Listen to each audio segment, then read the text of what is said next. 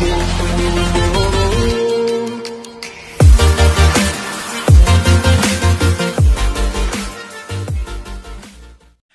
ini Pak, yang terjadi kan misalnya anak-anak itu mau ingin bonding time nih. Bonding time ya. Biasanya kan ketika bonding time itu dia menceritakan masalah-masalahnya gitu Pak. Masalah-masalahnya. Nah, kadang kalau misalnya kita sering bonding time itu, berarti kita sebagai orang tuanya mendengar masalahnya dong Pak ya. Pastinya. Ya, dan kondisinya kadang anak-anak itu malah berbalik ke arah manja gitu. Oh, enggak juga. Ya, Kalau menurut saya sih enggak juga. jadi bagaimana Pak untuk cara anak itu tetap menjelaskan masalahnya tapi kita mendidik agar tidak manja itu pas bonding time bagaimana Pak caranya? Nah, saya pengen tahu dulu nih, Agung yang disebut dengan manja, definisi menurut Agung apa? Manja itu jadi kalau ada masalah dia tidak bisa menyelesaikan sendiri gitu kan? Itu yang disebut manja. Iya. Oke.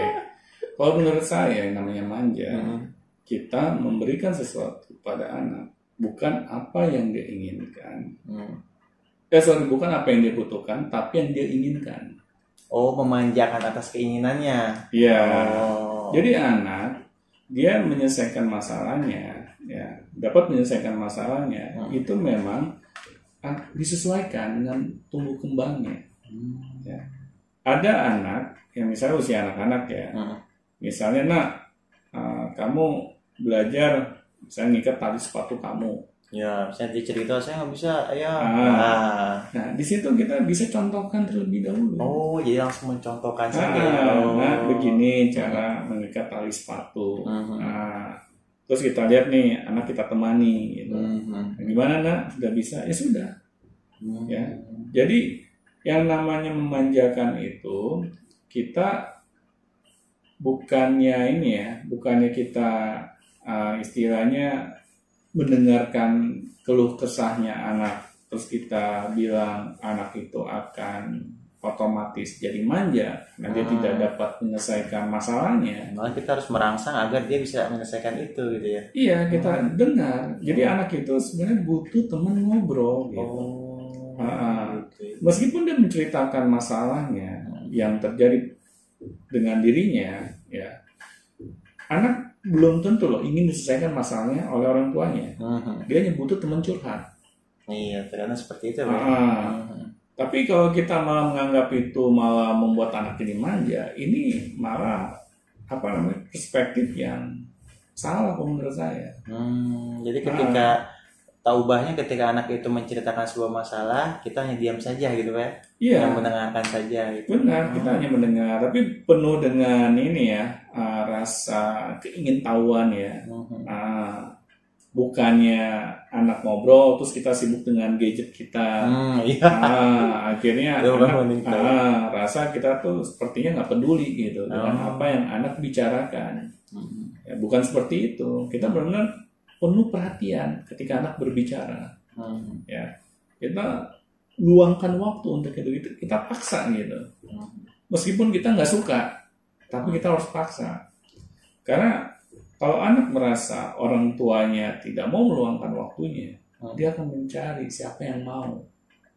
Iya, gitu ya. Kalau bukan orang tuanya, pasti orang lain. Kalau orang lain malah memberikan nasihat-nasihat yang negatif ke anak kita, ya jangan salahkan gitu. Iya. Kalau anak kita malah berperilaku yang tidak baik. Iya. Karena kan anak juga bertanya tuh, misalnya apalagi anak orang dewasa yang udah dewasa gitu kan. Kadang bertanya, Pak, saya berperilaku ini nih sama pacar saya, gimana menurut Papa? Kan gitu kan. Kadang kayak gitu kan. Jadi kondisinya dia menceritakan terkait apa masalahnya. Dan kita sebagai orang tua harus bijak juga mungkin Pak ya, ketika mendapatkan bonding time seperti itu. Dari anak-anak, jadi isinya keluhan dia, terus apapun yang kondisi dia yang merasa dia sulit untuk menghadapinya gitu kan, bisa minta arahan dari kita gitu kan. Pas ketika kita berbicara atau misalnya pas dia berbicara itu, kok ini anak-anak kayaknya gak bisa nyelesain masalahnya nih gitu kan.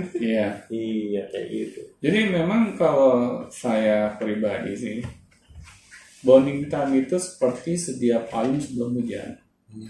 Ya. Jadi jangan sampai anak bermasalah dulu baru bonding time. Baru kita bonding time. Itu sudah telat. Iya. Ya. Makanya bonding time itu harus kita lakukan dari sejak usia anak-anak. Ya, terus kita lakukan. Malahan sampai siapa duluan yang menjemput kita. Ya. Jadi jangan sampai bonding time itu hanya dilakukan di masa anak-anak saja atau masa remaja saja. Terus kita lakukan bonding time itu. Ya, kan menciptakan kedekatan itu Pak ya. Iya, benar. Karena orang tua itu tidak ada kan istilahnya mantan orang tua gitu. Ya, misalnya anak nih sudah besar, terus dia merasa gue nggak butuh lagi orang tua. Iya kan kadang-kadang yang kuliah tuh, anak-anak kuliah tuh sebaliknya. Iya, kadang anak-anak kuliah tuh Pak, anak-anak kuliah kan kalau misalnya didekatin orang tuanya kadang-kadang nggak mau. Ya itu. Iya, itu pasti ada kesalahan yang dilakukan dulunya. Misalnya orang tua ini dari awal memang sudah tidak terlalu peduli dengan anaknya. Ya, pastinya ketika anak sudah besar nanti dia juga nggak akan peduli dengan orang tuanya. Ya.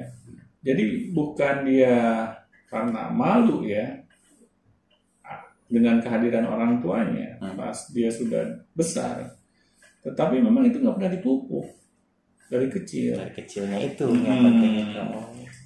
Iya. Tapi gini Pak, ada beberapa orang yang memang melakukan bonding time itu misalnya tidak setiap hari nih, misalnya kan ada orang kantor tuh sibuk gitu Pak. Nah, bonding time yang paling efektif itu dilakukan Bang pasti waktu weekend tuh. Misalnya Sabtu Minggu aja misalnya. Dan karena kan anak misalnya ketika kita pulang dua-duanya ceritanya anak sudah tidur gitu kan. Paginya ketika melek langsung berangkat gitu. nggak ketemu anak gitu kan. Nah, apa sih yang cara efektif untuk kita itu agar mengetahui aktivitas anak itu selama 1 minggu gitu? Kalau menurut saya, kalau bonding time itu meluangkan waktu untuk anak itu hanya pas weekend. Nah itu Pak. Itu kurang efektif. Oh, jadi nggak dianjurkan Pak ya? Berarti dia Senin sampai Jumatnya sama siapa? Pertanyaannya itu. Ya, apakah kita titipkan gitu anak kita ke orang lain? Jadi Senin sampai Jumat bukan tanggung jawab saya. Ya, weekend baru tanggung jawab saya gitu. Iya, saya sibuk lah gitu ya orang tua. Sesibuk-sibuknya orang tua itu harus meluangkan waktu untuk keluarga. Ya. Jadi jangan sampai dengan alasan kita mencari nafkah untuk membahagiakan keluarga, tapi malah yang terjadi sebaliknya. Ya. Bukannya kita membahagiakan keluarga, malah kita mengabaikan keluarga. Iya, perspektif itu ya Pak. Ya banyak terjadi. Saya pernah ketemu kasus gitu. Si ibu sibuk ya. Ini si ibu ini seorang single mother. Single mah sendirian dong Pak? Iya sendirian. Mau nemenin. Nah, dia merasa bahwa Senin sampai Jumat ini urusan pekerjaan saya. Ya, dia pergi sepagi mungkin, pulang semalam mungkin. Akhirnya dia nggak ketemu dengan anak dari Senin sampai Jumat. Dan di weekend dia baru ketemu dengan anaknya. Ya, jadi Senin sampai Jumat anaknya dititipkan dengan pembantunya. Ya, otomatis dari Senin sampai Jumat jadi anak pembantu. Ya.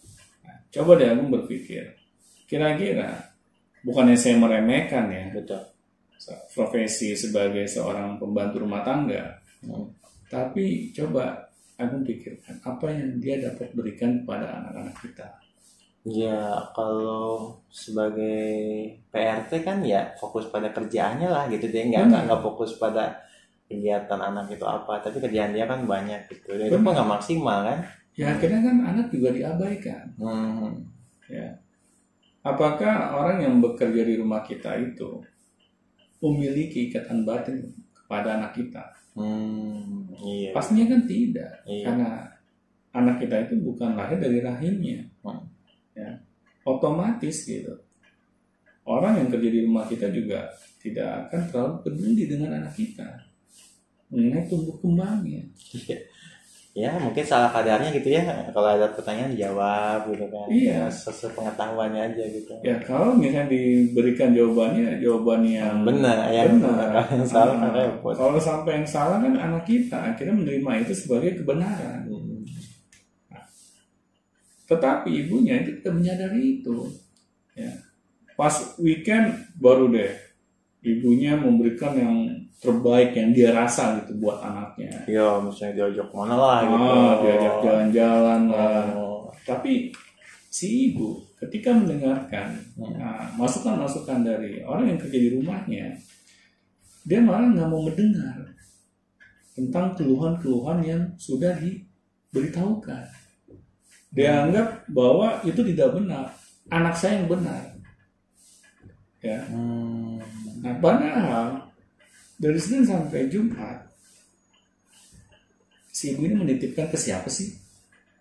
Iya, betul. Seharusnya kan orang yang dititipkan ini yang lebih memahami anak kita tuh seperti apa. Iya. Karena dia kesehariannya dengan anak kita.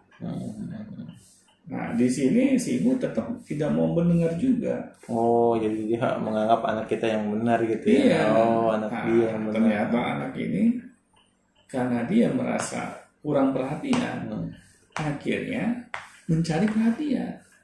Ya. Dia mencari sensasi gitu. Karena dia nggak mendapatkan full perhatian itu dari ibunya sendiri. Nah, akhirnya dia membuat lah masalah-masalah gitu kan. Yang akhirnya masalah-masalah itu sudah kelewat batas gitu. Nah, tetapi ibunya tetap nggak peduli. Ya. Dan akhirnya anaknya terus menjadi sumber masalah gitu tanpa ibunya sadari. Wah. Ya. Kalau anaknya ini masih usianya anak-anak ya sih nggak masalah itu nggak masalah. Kalau anak ini sudah nanti beranjak remaja, ya apalagi dewasa, coba bayangkan apa yang dia dapat lakukan. Dari kecil aja sudah menjadi troublemaker. Semakin banyak yang bisa dia lakukan. Iya. Malah bukan kenakalan lagi. Yang saya takutkan itu malah kejahatan. Ya. Karena banyak kasus-kasus kriminalitas, ya. Di luar sana itu yang terjadi akibat anak kurang mendapatkan kebutuhan psikologisnya. Ya, yang dia bisa dapatkan di rumah. Akhirnya dia mencari sensasinya di luar. Dan tak terkendali, tidak terkontrol gitu ya. Iya, itu yang jangan sampai terjadi kepada anak-anak kita. Iya, betul. Dan memang sih itu awal sumber masalah dari beberapa generasi sekarang ya Pak ya, apalagi generasi milenial tuh. Jadi serba apapun itu diserahkan pada gadget. Iya, benar. Jadi orang tua tuh nggak mau sama sekali mengajari anak, lihat aja nih di gadget kayak gitu kan ya, kayak gitu kebanyakan. Kita tidak mau berupaya gitu ya, untuk meluangkan waktu kepada anak kita. Padahal anak itu tidak cukup kita hanya berikan materi. Iya, banyak kan yang berpikir seperti itu kan, yang penting mah fasilitas lah gitu. Fasilitas. Karena itu memang bisa dilihat wujud fisiknya gitu. Ya, tetapi anak malah lebih membutuhkan yang tidak berwujud fisiknya gitu. Kasih sayang, perhatian. Benar. Betul. Jadi begini Pak, ini permasalahan yang mungkin terlintas dalam otak saya nih Pak nih. Ini bagaimana dengan anak-anak yang misalnya dia gini kan, ada anak yang memang jauh dari orang tuanya gitu Pak. Nah, misalnya dia dititipkan di sebuah sekolah yang menginap lah gitu. Sekolah yang menginap tuh bagaimana cara orang tua bonding nih? Nah itu kalau buat saya pribadi ya, kalau ini ditanyakan ke saya kurang setuju dengan cara kita menitipkan anak. Yang belajar menginap itu, Pak. Yang belajar menginap itu. Kecuali anak sudah lepas dari usia SMA. Ya, gitu. Karena dia sudah harus bisa hidup layaknya orang dewasa. Melihat masyarakat dan dia dapat melihat dunia. Tapi kalau usia SMA ke bawah, baiknya langsung ya dibawa penglihatan orang tuanya. Ya, di bawah pengasuhan orang tuanya. Karena menghindari berbagai hal yang kayak tadi itu ya kayak. Benar. Karena masa-masa anak-anak sampai remaja itu adalah masa-masa yang sangat rentan. Karena database yang anak terima itu belum maksimal. Ya, database positif maksud saya. Betul. Nah, itu harus diberikan oleh orang tuanya. Ya. Jangan sampai anak-anak kita ini belum memiliki ya database yang positif yang lengkap, dia sudah kita lepas. Ya. Di luar pengawasan orang tuanya. Dan ini nanti jangan heran gitu. Kalau anak akan merasa dibuang oleh orang tuanya, ya, atau merasa dijauhkan dari keluarga, ya, hampa gitu ya. Meskipun dia sukses, tapi kayak ada yang kurang gitu. Iya. Karena ngerasain kayak gitu ya. Benar. Orang tua kalau melakukan hal seperti itu, jangan disalahkan anak ya. Kalau nanti di hari tua kita sebagai orang tua, malah anak menitipkan kita ke panti jompo. Karena anak merasa gue juga dulu dititipkan gitu. Ya, jadi gantian sekarang. Nah, ini kan sangat bahaya. Ya. Karena anak merasa orang tua gue ini enggak bersusah payah untuk mendidik gue. Ya. Dia kasih gue ke orang lain. Ya. Nanti anak juga nggak mau bersusah payah mengurus orang tuanya. Iya, ditambah lagi kalau anaknya berpikir nggak mau bersusah payah mengurus anaknya. Nah itu. Dititipkan lagi anaknya kan sampai lama kayak gitu turun-temurun kayak gitu. Benar. Nah ini juga pengalaman saya ya, ketemu dengan berbagai macam kasus yang terjadi di sebuah keluarga ya. Hampir 99,999% itu kesalahan yang dibuat oleh orang tua. Jadi ketika anak bermasalah, yang salah itu bukan anaknya sebenarnya. Bukan anaknya. Karena kan anak ini masih dalam pengawasan kita. Ya.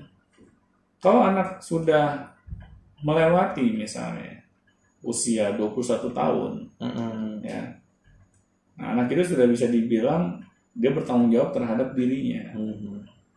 Tapi kalau di bawah itu, ya, orang tua masih harus ikut campur tangan.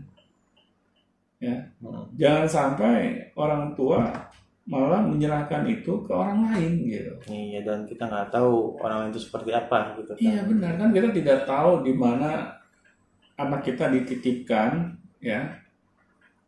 Siapa yang mengurus anak kita?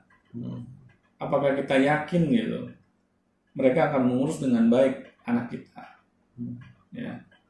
Kalau kita belum mengenal orang-orang yang mengurus anak kita dengan dalam, ya masa sih kita mau ngambil resiko gitu.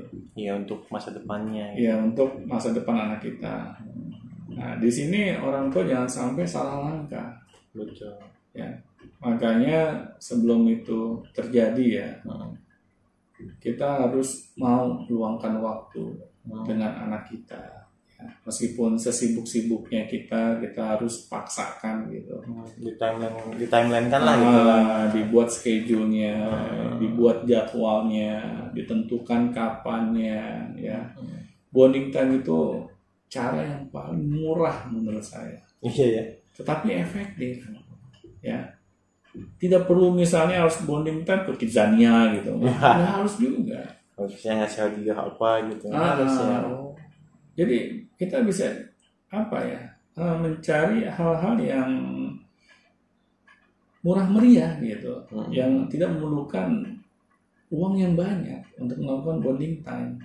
Ya itu bisa dilakukan di rumah, bisa dilakukan di luar, dan di luar juga tidak harus ke tempat-tempat yang harus mengeluarkan budget yang mahal gitu kan. Hanya ke lapangan, bisa olahraga juga. Benar. Yang dibutuhkan tuh kreativitas kita sebagai orang tua. Mau nggak kita meluangkan waktu untuk anak kita? Mau nggak kita menjadi pendengar yang baik buat anak kita? Ya, Jadi jangan sampai judulnya bonding time, pas bonding time kita yang lebih banyak ngomong gitu. Itu kayak training. Nanti anak kita merasa ini kayaknya outbound gitu. Oke, jadi seperti itu ya Pak, bonding time manfaatnya, terus waktu-waktunya, cara-caranya juga sebenarnya nggak sulit ya. Nggak sulit. Iya, dengan cara yang tidak sulit ini dibandingkan dengan efeknya yang sangat berbahaya gitu kan, dengan sangat terhadap anak kita di masa depannya itu sangat-sangat nggak bisa enggak gitu maksudnya. Benar. Caranya cuma gampang, tapi kalau misalnya nggak dilakuin efeknya tuh fatal gitu. Fatal. Nah, iya. Ini kalau di coaching itu bisa disebut bonding time sebagai open the gate. Oh, ada ya seperti itu. Iya. Kita membangun hubungan. Ya, ada anak kita. Oke, itu kan sesi selanjutnya nih Pan. Baik. Siap. Oke, kayaknya semakin menarik ya. Oke, terima kasih Pak Doni untuk sore hari ini. Sama-sama. Oke, semoga sehat semuanya Pak Doni ya, keluarga dan kawan-kawan. Terima kasih dan sampai jumpa di Beyond Education Podcast. Sampai jumpa.